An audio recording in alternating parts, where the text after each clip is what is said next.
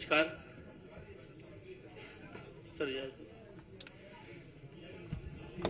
एक मिनट थोड़ा शांत हो जाइए, सभी लोग स्थान ग्रहण कर ले। आज के इस पत्रकार वार्ता में मैं परमादरणीय माननीय मुख्यमंत्री जी का स्वागत करता हूं। मैं स्वागत करना चाहता हूं अपने दोनों माननीय उप मुख्यमंत्री जी का, माननीय वित्त मंत्री जी का, कृषि मंत्री जी, जल शक्ति मंत्री जी, औद्योगिक विकास मंत्री जी और हमारे मुख्य सचिव साहब और हमारे स्टेट ट्रांसफॉर्मेशन कमीशन के सीईओ साहब का।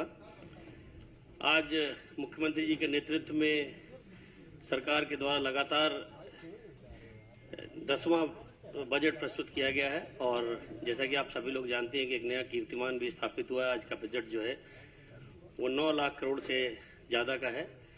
तो इसके और क्या विशेषताएं हैं, इस पर प्रकाश डालने के लिए मैं माननीय मुख्यमंत्री जी को आमंत्रित करना चाहता हूं। मित्रों, मैं आज की इस विशेष मीडिया ब्रीफिंग में आप सभी का मैं स्वागत करता हूं।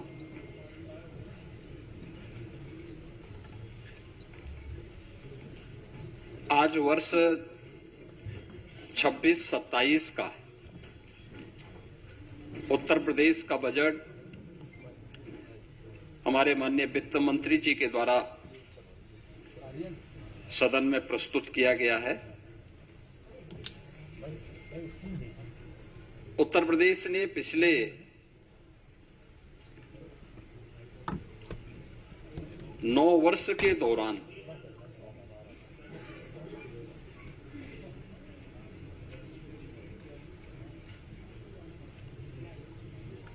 अपना परसेप्शन बदलने में जो सफलता प्राप्त की है,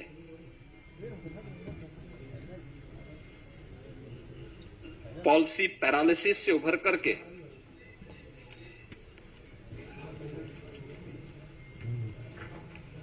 परसेप्शन को बदलकर अनलिमिटेड पोटेंशियल के स्टेट के रूप में यूपी को प्रस्तुत किया है। आज का ये बजट उन्हीं भावों का प्रतिनिधित्व भी करता है। आपने देखा होगा कि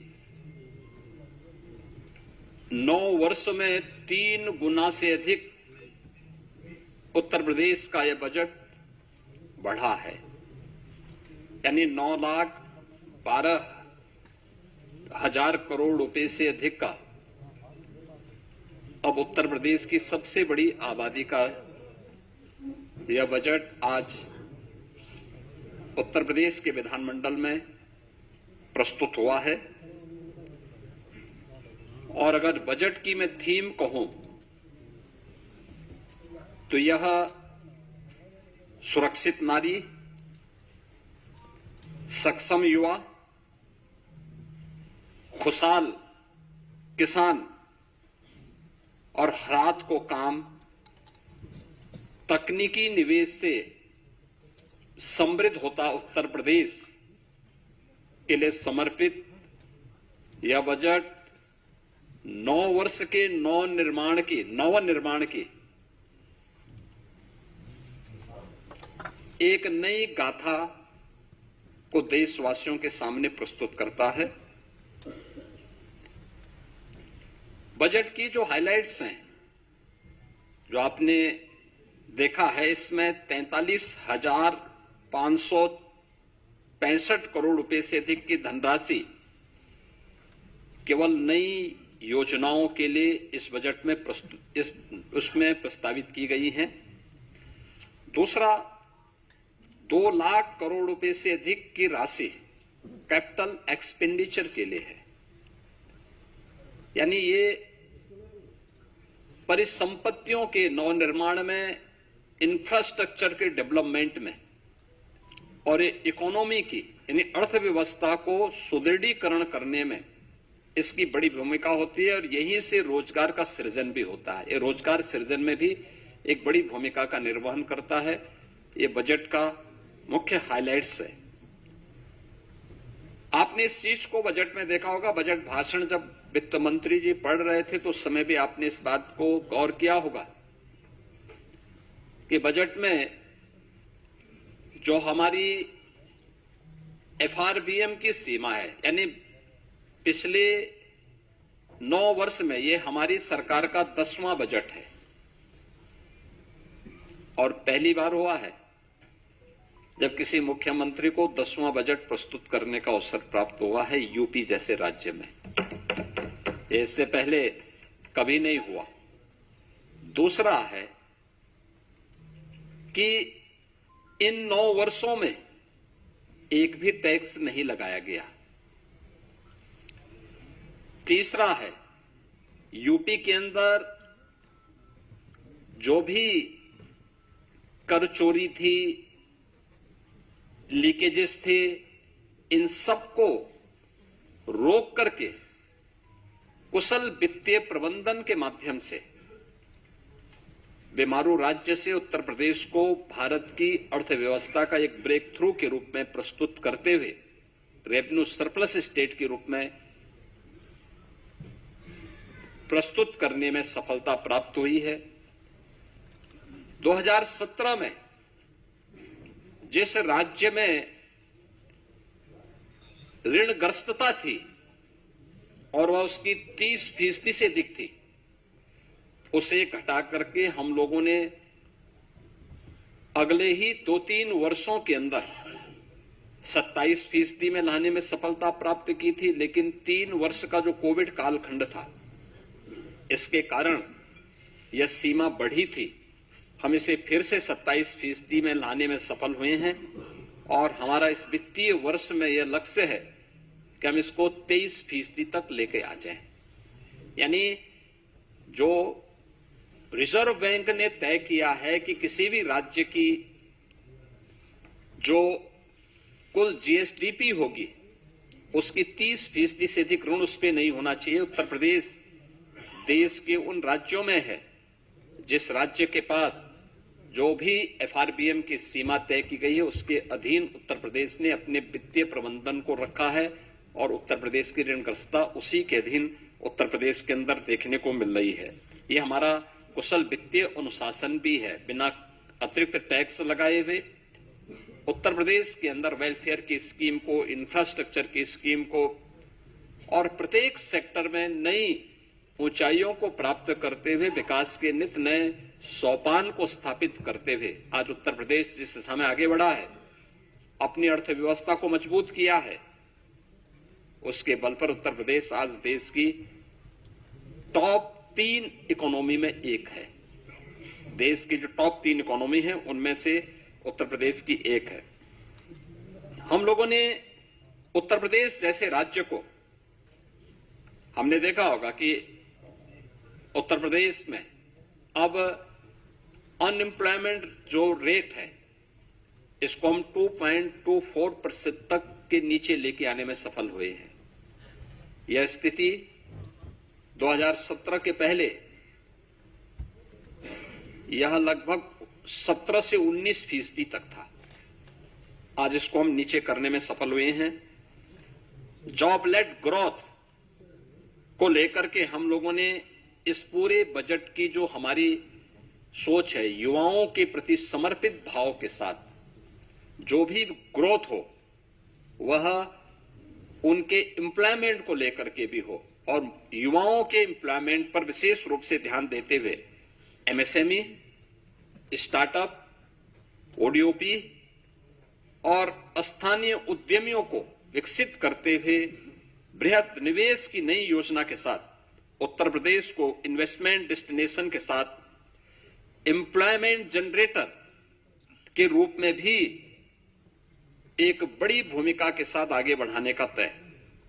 और इसके लिए आपने बजट में इन चीजों को देखा होगा, कैसे उत्तर प्रदेश ने अब उस दिशा में कार्य करना प्रारंभ किया। इमर्जिंग टेक्नोलॉजी को लेकर के आज जो बड़ी घोषणाएं हुई हैं, उन बड़ी घोषणाओं में जो बहुत महत्वपूर्ण सेक्टर है कि उत्तर प्रदेश सरकार जहां पे चल रहा है, आपने देखा होगा उत्तर प्रदेश राज्य में हमेशा इस बात को देखने को मिलता था कि अलग अलग विभाग अलग अलग समय में अलग अलग डाटा प्रस्तुत करते थे। हमारी सरकार ने तय किया है कि हम यूपी के अंदर एक स्टेट डाटा अथॉरिटी का गठन करेंगे। स्टेट डाटा अथॉरिटी या उत्तर प्रदेश के अंदर रियल टाइम डाटा और उसकी रियल टाइम मॉनिटरिंग के साथ साथ उसके लिए भविष्य की योजनाओं को आगे बढ़ाने में भी एक बड़ी भूमिका का निर्वहन करेगा। बजट की जो हाइलाइट्स हैं उनमें से ये भी है।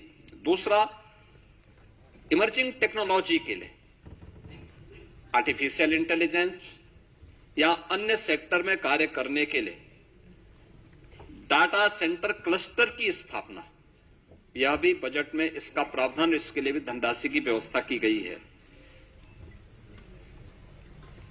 मेडटेक और डीपटेक के लिए EI मिशन की घोषणा, यह भी इस बजट के अंदर है, जिससे युवाओं के लिए स्किल युवा को अधिक से अधिक जॉब हम उपलब्ध करवा सकें। इसके लिए उनकी स्किलिंग की प्लानिंग भी इस बजट में, उसका महिला उद्यमी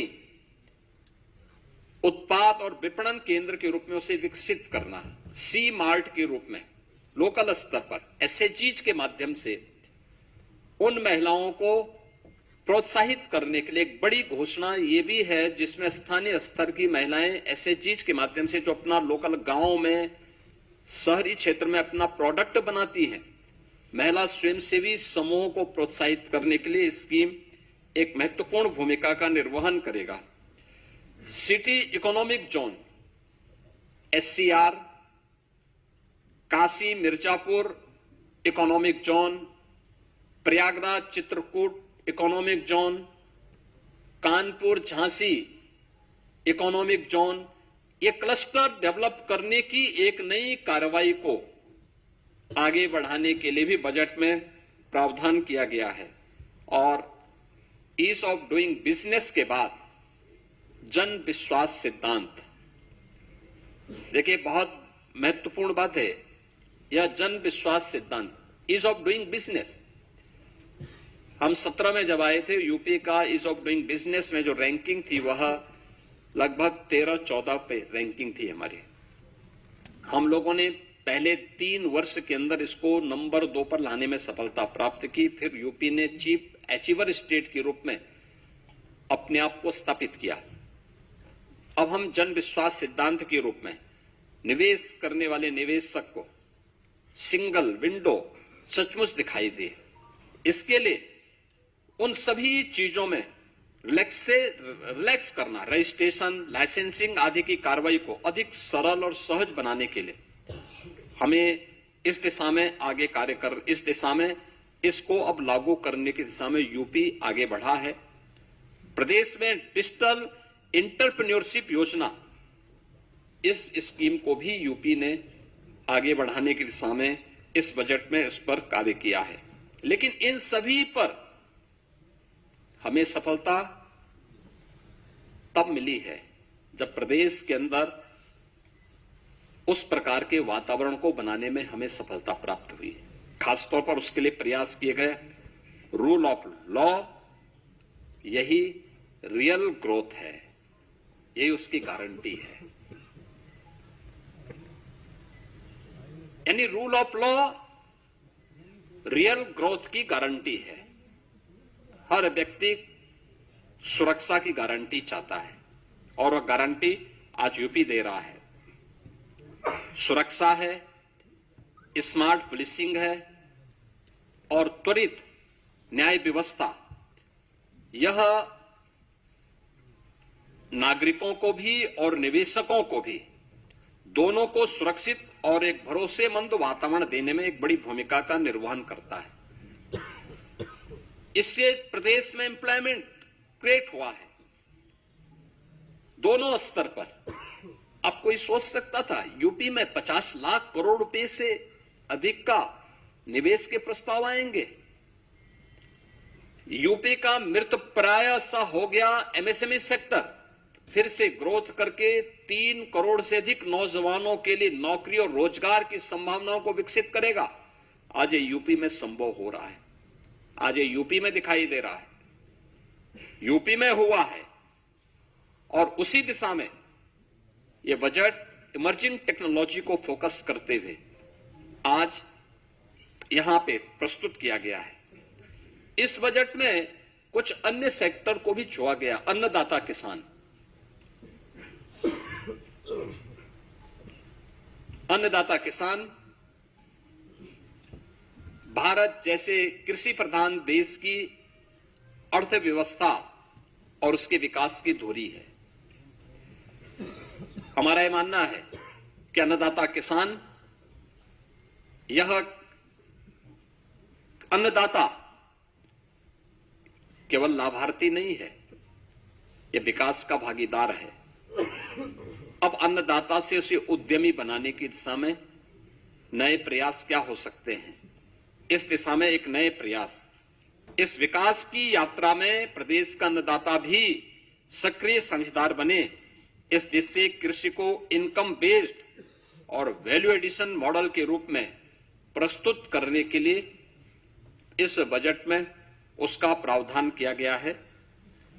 इसके अलावा कृषि विभाग में डीजल पंप सेट को, जो भी प्रदेश के अंदर आपने देखा होगा, हम लोगों ने सिंचाई की क्षमता का विस्तार किया है।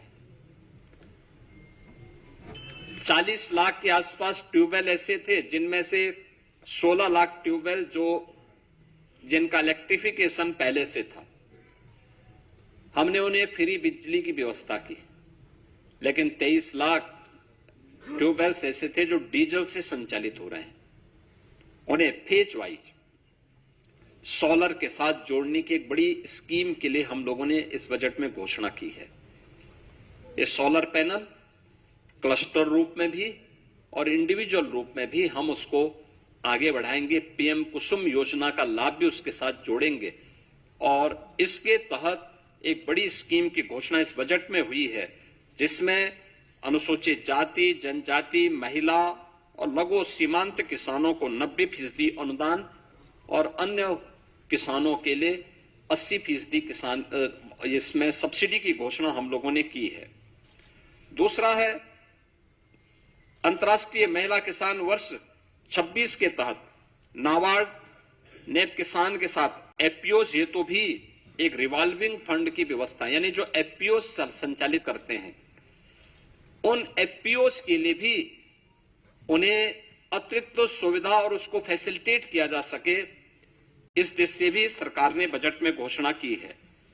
गन्ना के साथ ही तिलहनी और दलहनी अंतः फसली खेती, यानी अब तक होता क्या, हम एक फसल लेते थे एक समय में, गन्ना के साथ कोई दूसरी फसल नहीं ले पाते थे। इसके साथ भी उस दलहनी और तिलहनी फसलों को बोया जा सकता है, दोनों को लाभ होगा। लेकिन इससे पहले कुछ प्रगतिशील किसानों को हम लोगों ने प्रोत्साहित किया, लेकिन इस बजट में हम लोगों ने इसके लिए अच्छा प्रावधान किया है और यूपी के किसानों का जो प्रोडक्ट है वह एक्सपोर्ट हो सके, इसके लिए एग्री एक्सपोर्ट हब्स के रूप में हम लोगों ने नोएडा इंटरनेशनल एयरपोर्ट को विकसित करने की कार्रवाई आगे की है। इसमें उत्तर प्रदेश में कृषि और बागवानी उत्पादों की जो क्वालिटी है और उसका प्रोडक्शन है, इस दिशा में भी सरकार ने इस बजट में उसका प्रावधान किया है। वर्ल्ड बैंक के साथ हम लोग मिलकर के UP agrees platform, UP agrees के कार्यक्रम को आगे बढ़ा रहे हैं। हम लोगों ने इसके विस्तार की व्यवस्था भी की है और इसको एआई टूल्स के साथ जोड़ने की, यानी आर्टिफिशियल इंटेलिजेंस का उपयोग यहां पे कैसे हम कर सकते हैं, इसके बारे में भी एक बड़ी घोषणा इसमें की गई है। विश्व की सबसे बड़ी अन्न भंडारण योजना, इसमें उत्तर प्रदेश में इस बार हम लोगों ने बजट में 2 लाख मीट्रिक टन अतिरिक्त खाद्यान्न भंडारण की क्षमता विकसित करने का टारगेट भी तय किया है। यानी स्टॉक यहां पे प्रदेश के अंदर वेयर हाउसिंग का निर्माण हो, बड़े बड़े गोदाम बने, इसके लिए विशेष सब्सिडी की व्यवस्था, इसके लिए हमारी पहले से पॉलिसी है। उस पॉलिसी के दायरे में जो भी निवेश करना चाहेगा उसको हम प्रोत्साहित करेंगे और ये इस भी स्कीम हम लोगों ने दी है।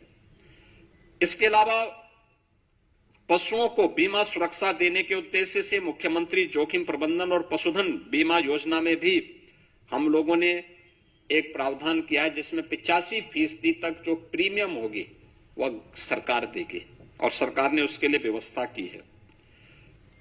प्रदेश में मछुआरों को बेहतर मूल्य दिलाने के लिए state of art wholesale fish मंडी और फिश प्रोसेसिंग सेंटर के लिए भी धनराशि की व्यवस्था स्टेट में की है। लैंडलॉक्ड स्टेट में यूपी की प्रगति इस दिशा में देश के अंदर अग्रणी राज्यों में है और इस दिशा में उस जो कार्य करने की संभावनाएं हैं, इसमें वर्ल्ड फिशरीज प्रोजेक्ट सेंटर की स्थापना का भी एक बड़े कार्यक्रम को हम आगे बढ़ा रहे हैं, जिसको एक सेंटर ऑफ एक्सीलेंस के रूप में विकसित करने की कार्रवाई को भी व्यवस्था की है।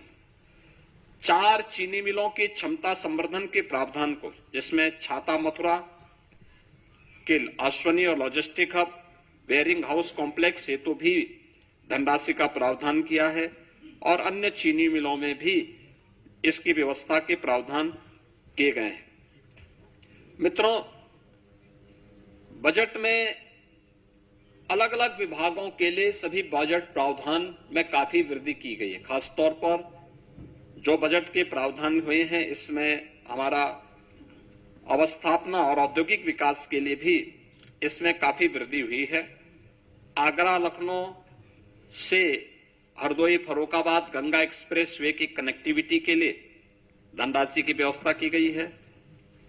Ganga express way